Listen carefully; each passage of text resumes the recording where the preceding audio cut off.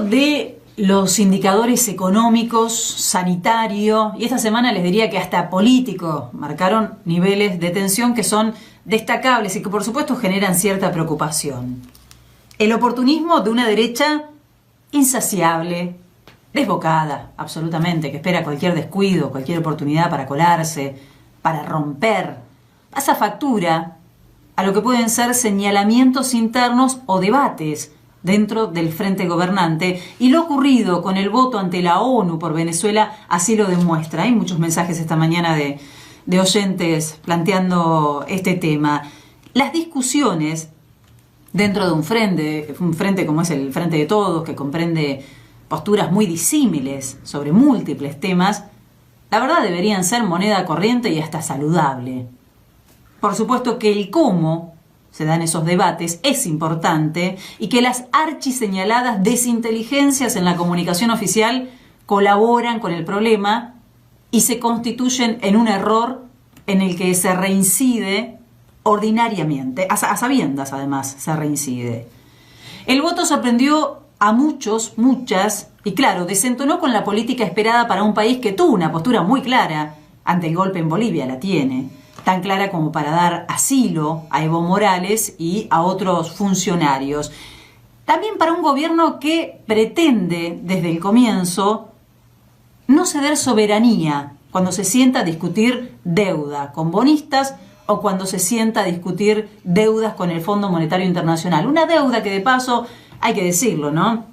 La deuda con el Fondo Monetario Internacional es altamente objetable, porque que estemos discutiendo ahora implica que estamos discutiendo cómo vamos a pagar lo que fue la campaña macrista. Solamente así se pueden entender los desembolsos del Fondo Monetario Internacional en el contexto que se realizaron. Fueron desembolsos para que Mauricio Macri tuviera oxígeno en un año electoral, no llegaba de otra manera con la campaña, y aún así, con ese despilfarro, aún así no le alcanzó.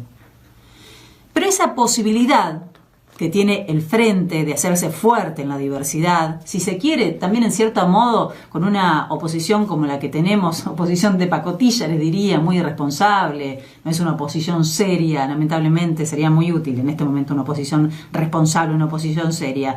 El frente, digo, con esta variedad, tiene la posibilidad incluso de autorregularse, marcarse errores, marcarse posibles pifies, y también puede transformarse esta posibilidad o esta mirada más positiva en la diversidad, puede transformarse también en alimento que robustece los ataques de la derecha agazapada, la derecha destructora, que es culpable en gran parte de la crisis que estamos viviendo y que en este momento tiene un objetivo que es mucho más sencillo y mucho más efectivo que el del oficialismo: destruir.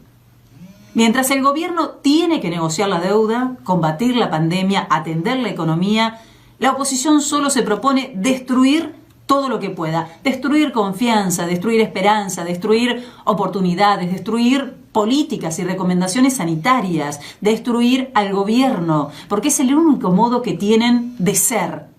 Es la estrategia de campaña que antes funcionó. Cuanto peor el panorama, cuanto más caótico, mejor para ellos. La oposición ya milita para 2021 y 2023 y básicamente por ahora está sola en la carrera. No es momento, claro, de pensar en eso. Es momento de pensar en la salud, en la miseria, en la economía, en el dólar. Enseguida vamos a hablar un poco de la cuestión campaña, de cómo viene la campaña o cómo será la campaña para el oficialismo. Pero pensemos qué ocurriría si el PRO se impone en las elecciones del 2021, si el PRO gana en las legislativas. Los obstáculos para el gobierno del frente serán todavía mayores.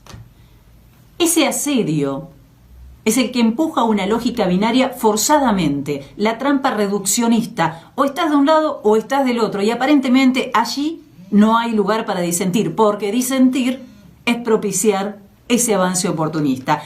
De esa trampa debe ser consciente también el Ejecutivo, que en este caso quedó expuesto interna y externamente por un voto pragmático que ni siquiera será redituable. ¿Ganó o perdió con ese voto ante la ONU? Lo dejó en términos de pregunta en todo caso. No es sencillo, por supuesto, no es sencillo, pero es necesario. El Ejecutivo está obligado a tener en cuenta a cada uno de los movimientos a los que representan ese frente tan amplio que se constituyó para ser alternativa al modelo neoliberal macrista y por ende tiene que ser representativo de esas fuerzas o por lo menos consensuar algunos movimientos. Tiene la difícil tarea de interpretar y de representar a todas las fuerzas que componen el frente. La discusión por los derechos humanos en Venezuela es otro tema, también vamos a ir enseguida a ese tema, ¿no? Pero es otro tema en el que no vamos a entrar ahora, porque seguramente, y esto tiene que quedar claro, no es lo que motiva al Grupo de Lima, justamente, los derechos humanos en Venezuela, porque si esto fuera la principal motivación, estaría el Grupo de Lima pidiendo que no bloqueen a Venezuela, porque esto complica la vida cotidiana, la calidad de vida de venezolanos y venezolanas, o no estaría motivando desestabilizaciones o golpes de Estado. No se puede ser ingenuo en esto. Y además, el interés por los derechos humanos parece que solo importa cuando hablamos de Venezuela. Por lo menos es dudoso. Los diarios, por supuesto, los diarios se hicieron un festín con este tema y con estos desencuentros en la semana. La grieta soñada dentro del frente los excita notablemente. No tardaron en llegar los títulos que mostraban como una rupturista alocada Alicia Castro, por supuesto, ligando su figura a la de la vicepresidenta. Encontraron una foto acorde y todo.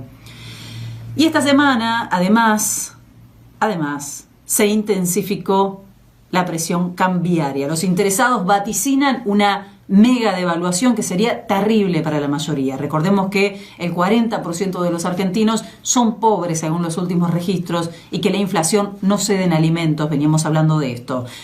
Sí, también se entusiasman con una crisis económica mayor todavía que derive en crisis política. Las trampas de la política no eran para este 2020 las que el gobierno pensaba, estimaba, calculaba. Algunas surgieron de la pandemia, otras de la concentración de poder que, lejos de sentarse a dialogar, a participar de esa invitación que les hacía el gobierno o a generar consensos, solo están dispuestos a mostrar su voracidad total. Si el gobierno dubita, la derecha avanza. Si el frente muestra diferencias, la derecha avanza. Si el frente invita al diálogo, la derecha avanza como respuesta. Si el gobierno anuncia una medida, la derecha ataca y trata de generar una suerte de vacío de poder. Si no se puede salir a la calle porque hay una pandemia acechando, entonces la derecha avanza y sale a la calle e incita a la gente a salir a la calle. Y son pocos, pero logran, en cierto modo, mostrarse como los únicos y lo multiplican con sus medios. Avanzan a cualquier precio, no tienen escrúpulos, con lo cual, por supuesto, se les hace mucho más fácil la tarea. Tampoco tienen que decir la verdad o hacerse cargo de su pasado. Lo deseable sería que el gobierno pueda salir de esa situación, de esa posición de defensa constante ante los ataques en todos los frentes de poderes concentrados, desestabilizadores, y lograra un perfil de ofensiva. Claro, decirlo es súper sencillo, ¿no? Es cómodo decirlo desde afuera. A la vista está que concretarlo tiene sus dificultades.